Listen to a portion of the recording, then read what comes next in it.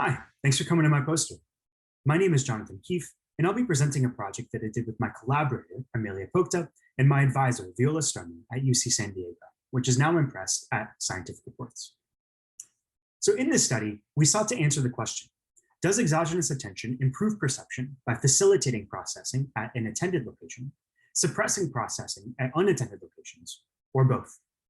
And we sought to answer this question by investigating both behavior and neural activity in an exogenous cueing task, attempting to novelly link these two measures to fully answer this question.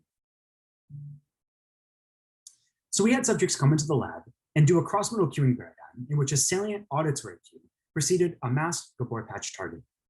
At the end of each trial, subjects were asked to report which direction the target was turned, either clockwise or counterclockwise.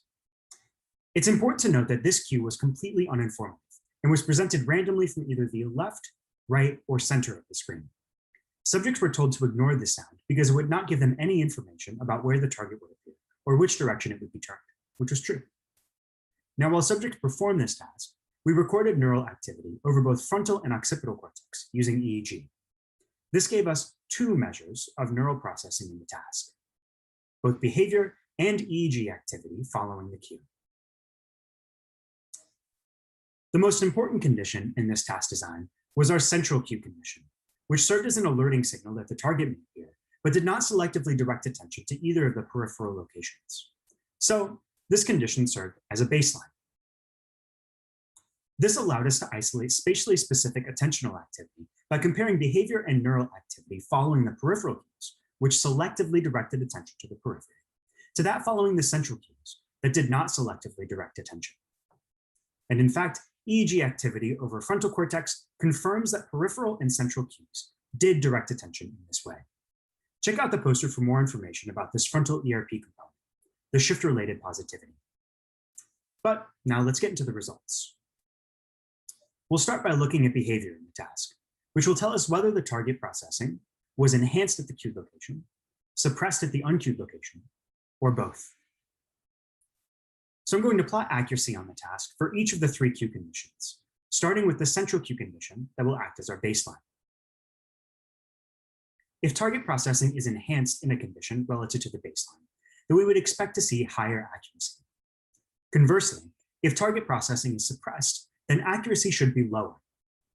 Now that we have our predictions laid out, let's look at performance following the cue, a valid cue in particular.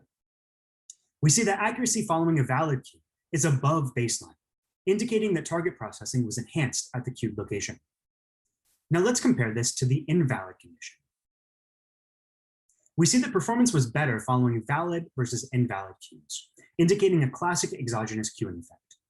However, performance following invalid cues was not reliably better or worse than following the central cue, indicating that there was no evidence of either facilitation nor suppression at the uncued location.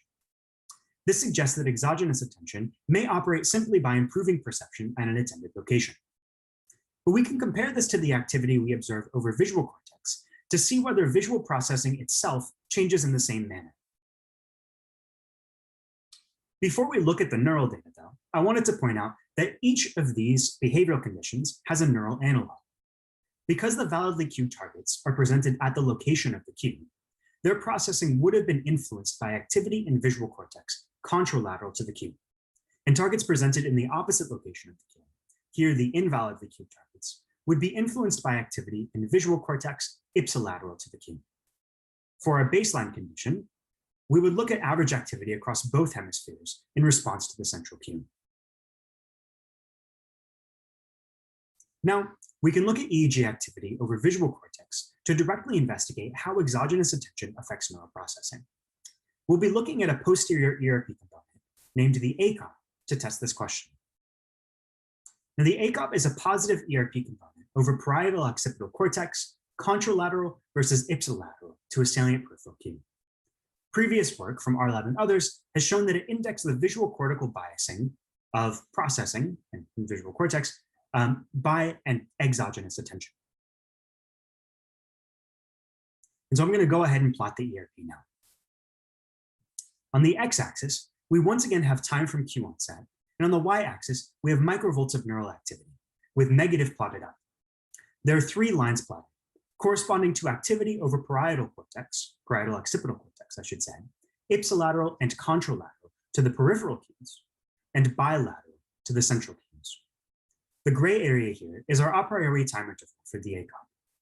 When we look at the average magnitude of each waveform during this time interval, we see a positivity over posterior cortex, contralateral versus ipsilateral to the cue. This is the ACOG. Now, critically, just as in the behavioral data, this contralateral positivity is significantly greater in the central cue baseline, while the ipsilateral waveform is not significantly different. This suggests that neural processing at the location of the cue was facilitated, and that there was no change from baseline in the uncued location, or at least no significant change. And so in conclusion, exogenous attention seems to improve perception by facilitating visual cortical processing at a cued location, with no suppression at an uncued location.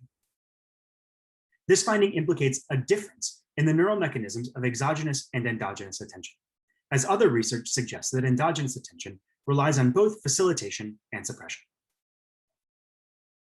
And that's it. Thank you very much for coming to my poster. I'd like to thank my collaborators here on this project. So I'm going to get out of the way of this QR code, which you can scan if you'd like to see the preprint that we have online at BioArchive. But thank you very much for coming.